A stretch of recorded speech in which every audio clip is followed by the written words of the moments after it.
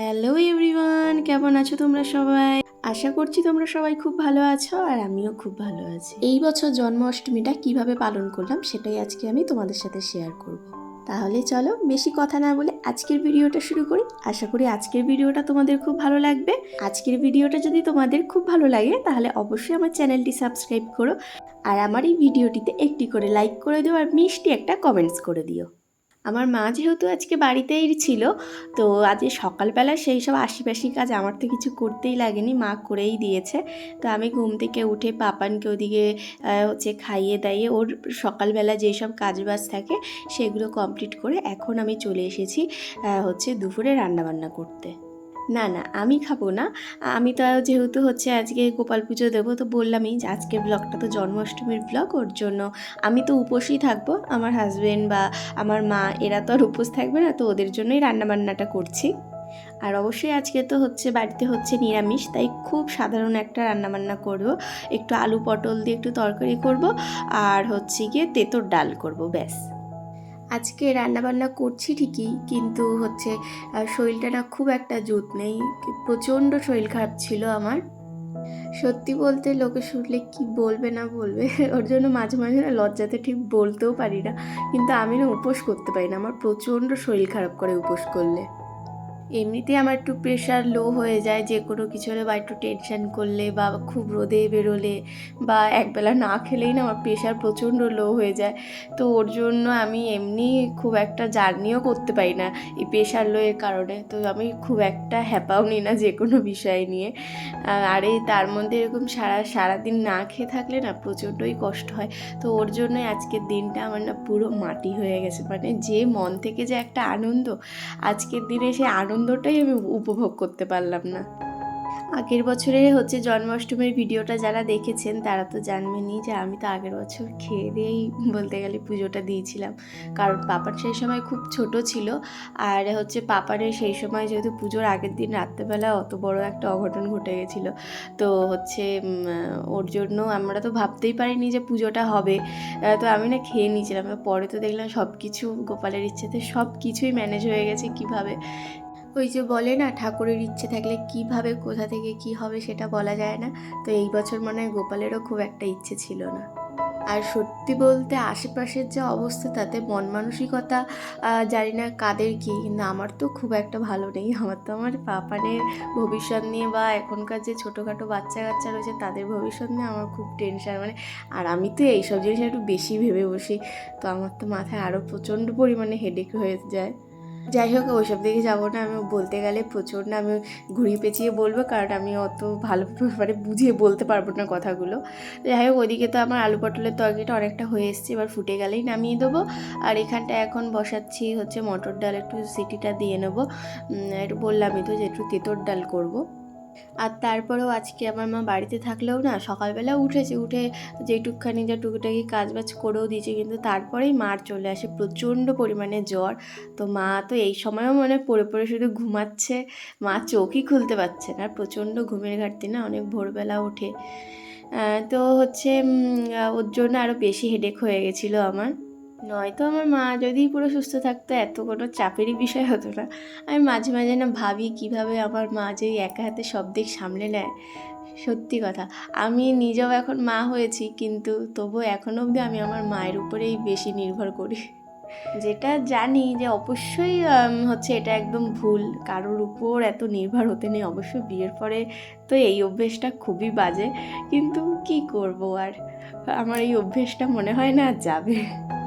আর আমি কেন, আমার মনে হয় প্রত্যেকটা মেয়েই তার মায়ের উপরেই বেশি নির্ভর থাকে। যাই হোক, তো এখানটা এখন পাপানের জন্য ওকে স্নান করাবো। একটু যেহেতু বৃষ্টিও পড়ছিল আগের দিন, তো একটু ঠান্ডা ঠান্ডা ওয়েদার ছিল সেই সময়, তার জন্য একটু জল গরম বসালাম। আর এখানটায় আমার পটলের তরকারিটা হয়ে গেছে, একটু গরম মশলাও দিয়ে দিলাম, এবার নামিয়ে দেবো।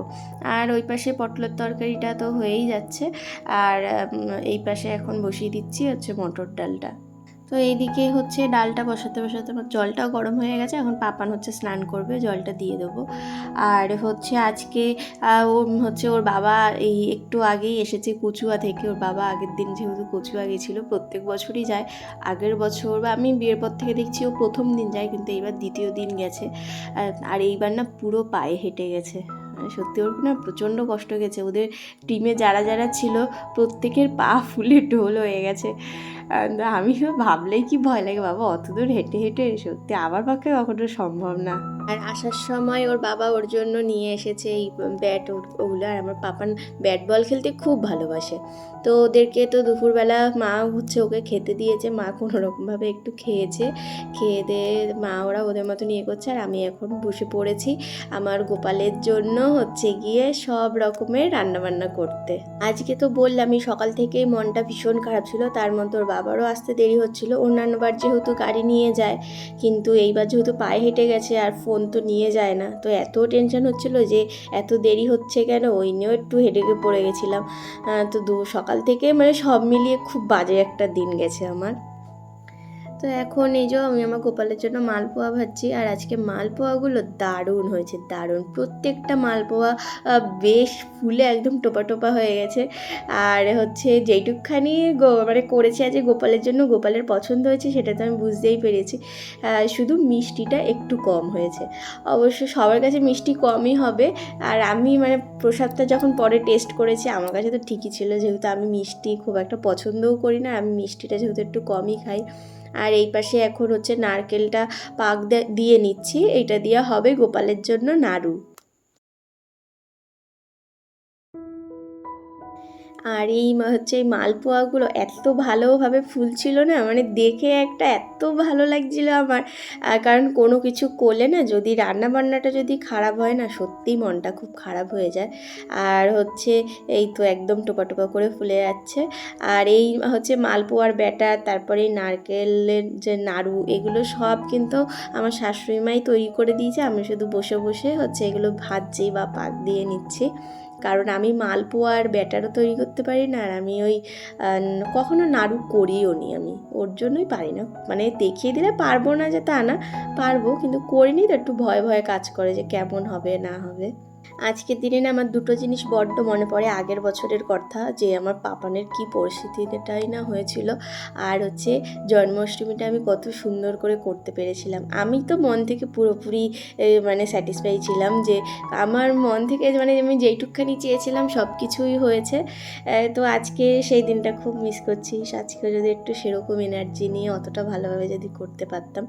তো এখানটায় তো হচ্ছে আপনাদের সাথে গল্প করতে করতে মানে মনের দুঃখ শেয়ার করতে করতে হচ্ছে আমার ওইদিকে মালপোয়া হয়ে গেছে। তারপরে নাড়ুটা আমার শাশুড়িমাকে দিয়ে দিলাম, নাড়ুমা হচ্ছে মা নাড়ুটা পাকিয়ে দেবে। আমার না একটু কথা বলতে একটু বেঁধে যাচ্ছে, কারণ আজ প্রচণ্ড ব্যস্ত, তার মধ্যে ভয়েসটা দিচ্ছি। তো এখানটায় এখন ভেজে নিচ্ছি হচ্ছে লুচি, আর লুচিগুলো আজকে খুব ভালো হয়েছে। আমার হাতে না লুচি খুব একটা ভালো হয় না, একদম বাস্তব কথা। আমি লুচি আর রুটি বেলতে পারলেও আমার হাতে ভালো ঠিক হয় না, কারণ করার অভ্যেস নেই তো, ওর জন্য। তো হচ্ছে এদিকে আজ প্রত্যেকটা লুচি বেশ ভালোভাবে ফুলছিল, কিন্তু হচ্ছে নুন দিয়ে আমার শাশুড়িমা, মানে নুন বলছি কেন, তেল দিয়ে হচ্ছে লুচি ময়াম করেনি, মানে যখন মাখে তখন না এটা ময়াম করেনি, তো লুচিগুলো একটু শক্ত শক্ত হয়ে গেছিলো। তাই নিয়ে আমার হচ্ছে শাশুড়ি বাবার মধ্যে কিছুক্ষণ একটু কথা কাটাকাটি চললো। আর আমার শাশুড়ির সাথে আমার এটা চলতে থাকে, যে কোনো বিষয় নিয়ে একটু টুকিটাকি চলতেই থাকে। এটা আমার মার সাথেও চলতে থাকে, যে শাশুড়ি বলে ওর জন্য না, এটা আমি আমার মার সাথেও এরকম হয়। আমার ঠিক মনের মতন যদি না হয় না, সেই জিনিসটা নিয়ে আমি ঠিক রাগ কন্ট্রোল করতে পারি না, মানে যতক্ষণ মনের ভাবটা প্রকাশ না করতে পারছি ওরকম হয় আমার। যাই হোক, সেটা এনাদের অভ্যেস হয়ে গেছে এতদিনে। কিন্তু এটা একটা খুব বাজে অভ্যেস, আমি জানি। মানে কিছুটা কন্ট্রোল করা উচিত, সব কিছু ওরকম মুখ ফুসকে বলে দিলে হয় না, বুঝি, কিন্তু ওই যে আমার কন্ট্রোল আমি মোটে করতে পারি না। আমার মা না আমাকে খুব বোঝায় যে সব সময় সব কথা বলবি না, সব সময় সব কথা বলবি না, তবুও অভ্যেস হয়ে গেছে, জানেন তো। আমি যতদিন বেঁচে থাকবো এই অভ্যেসটা আমার থাকবে, এই অভ্যেসটা আমার জীবনে যাবে না, যে যেটা ঠিক তো ঠিক, ভুল তো ভুল। একটা সময় না অনেক চুপ ছিলাম, সত্যি কথা ভাবি মাঝে মাঝে, একটা সময় সত্যি অনেক চুপ ছিলাম, আর চুপ থাকতে থাকতে না যখন আর সহ্য হয়নি, ধরুন কিছু একটা বললাম, তখন ওই হঠাৎ করে কিছু যখন বলেছিলাম সেই সময়টা না সবাই সব কিছু ঠিক মেনে নিতে পারেনি। তো তখন বুঝেছিলাম যে হঠাৎ করে কথা বলার থেকে একভাবেই বলো, ওই হঠাৎ করে বললে জিনিসটা আরও বেশি বাজে লাগে। আর এই যে মানে এত কথা বলার জন্য না আমার জীবনে যা শত্রু দাঁড়িয়েছে সে আর কি বলবো। তারা আমার ভিডিও দেখে আমি জানি। হাসিও লাগে বলতে যে সত্যি কথা, আমি ফেসবুকে একটা পোস্ট দেখি মাঝে মাঝেই যে না আমি হচ্ছে গিয়ে কথা বলে যত শত্রু বানিয়েছি, আপনারা কিন্তু সেই হাজারের হচ্ছে মারধর করে অত শত্রু বানাতে পারবেন না। আর এটা তো আমার সাথে একদমই মিলে যায়। মানে আমার জীবন থেকে এই এক কথা বলার জন্য মানে এত লোক চলে গেছে। তো এখন তো এসব আর কোনো ব্যাপারই হয় না আমার। তো ওদিকে হচ্ছে লুচিটাও ভাজা হয়ে গেছে, আর এখন আমি ভেজে নিচ্ছি হচ্ছে তালের বড়া। একটু তাড়াতাড়ি করছি কারণ তালটা এতটাই বেশি ছিল তালের বড়া যে অতক্ষণ ওই বসে বসে ভাজার ধৈর্য ক্ষমতা আমার নেই, সত্যি কথা বলছি। কারণ আর এগুলো তো খুব একটা হাই ফ্লেমে তো ভাজা যায় না, একটু লো ফ্লেমে ভাজতে হয়, তাহলে খুব ভালো হয়। তো হচ্ছে ওর জন্য একটু বড় বড় করেই তালের বড়াটা করছি। আমি এখন যে আপনাদের সাথে যে কথা বলছি, কত হেসে হেসে কথা বলছি সত্যি। কিন্তু যখনই তালের বড়া করছি না আমার মাথা ঘুরছে, সত্যি বলছি। এরম ধরে বসে রয়েছি, বড় ছেলেটা আমাকে কেউ ঠেলে ফেলে দিচ্ছে, এত শরীর খারাপ হয়েছে। তো আমার সেদিনকে উপোসটা করে আমার পাপানেরও শরীর খারাপ ছিল, আমার মায়ের শরীর খারাপ ছিল, আমারও পরে শরীর খারাপ হলো। কিন্তু দেখুন আমার মা ছুটি নিতে পারেনি, একটা দিন ছুটি নিয়েছে, পরে আর ছুটি নিতে পারেনি। কিন্তু হচ্ছে আমার তো আর ছুটির কী আছে, আমার তো করতেই হবে, আমাকে তো দেখার মতন সেরকম কেউই নেই। সবার শরীর খারাপ হলে দেখি কত মানুষজন থাকে, থাকে। আর আমার এমনই কপাল, এই ধরুন মার ইচ্ছে থাকলেও উপায় নেই, মা তো ছুটি পাবে না। ওই যতই শরীর খারাপ হোক যাই হোক, নিজেরটা নিজেরই করতে হবে, আমার ছেলেরটাও আমারই করতে হবে। আর সত্যি একটা কথা বলবো, এই জিনিসটা না আমার একটা খুব একটা দুঃখের জায়গা, সত্যিই বলছি যে আমার সুবিধা অসুবিধা সত্যি দেখার মতন সেরকম কেউই নেই। আর মানে আমার নিজেরটা নিজেরই করতে লাগে। আমার মা থাকে ঠিকই আমার কাছে, কিন্তু সবসময় তো মার পক্ষে সম্ভব হয় না। যেহেতু মা সবসময় তো ছুটি পায় না, তারও একটা কাজের জায়গা আছে, সেখানকারও সুবিধা অসুবিধা আছে। তো সব মিলিয়ে আমার একটু মাঝে মাঝে না আমি ভাবি আমার সত্যি এত দুঃখ এই যে বিষয়টা নিয়ে। ও আপনাদের একটা কথা তো ভুলই বলেছি, এরপরে এখনও আমার সুজি করা বাকি, কারণ সুজিটা এখনও অবধি আমি করিনি। আর এইবার না সুজিটা আমি একটু ভয়তে ভয়তেই করছি, কারণ সত্যি বলতে এই আমি এই মিষ্টি কতটা দেবো আমি একদম আন্দাজ করে পারি না। চা করতে গেলেও জানেন আমি ভালোভাবে এখনও অবধি চা করতে পারি না, সব রান্না করে দিতে পারবো কিন্তু এই চা জিনিসটা আমি করতে পারি না, কারণ চিনি আমি ঠিক বুঝতে পারি না মাপ। আর হচ্ছে আমার বর তো ভয়ের চোটে আমার হাতে চাই খেতে চায় না। যাই হোক, অনেক মনের কথা বলে ফেললাম আজকে। তো এখন তো গোপালের জলটাও রেডি করে এখন চলে এসেছি গোপালকে স্নান করানোর জন্য। এই স্নান করিয়ে গপুকে এখন একটা নতুন জামা পরাবো। পুরো ভিডিওটা কিন্তু আমি আজকে শেয়ার করতে পারছি না, কারণ একটা ভিডিওতে পুরোটা দেখানো সম্ভব না, কারণ হচ্ছে অনেক বড় ভিডিও হয়ে যেত। তো আমি বাদবাকিটা নেক্সট পার্টে শেয়ার করব। আপনারা আমার পাশে থাকবেন, চ্যানেলটি প্লিজ সাবস্ক্রাইব করবেন। বাদবাকিটা নেক্সট পার্টে আসবে। সন্ধ্যে থেকে কি করলাম, কি নিয়ম পালন করলাম, পুরোটাই আমি আপনাদের সাথে নেক্সট পার্টে শেয়ার করব। তো আজকের মতো বিদায় নিচ্ছি, আবার হচ্ছে নেক্সট পার্টে আপনাদের সাথে দেখা হবে। আর গোপালকে কেমন লাগছে অবশ্যই কিন্তু জানাবেন। আজকের মতো বিদায় নিলাম, টাটা।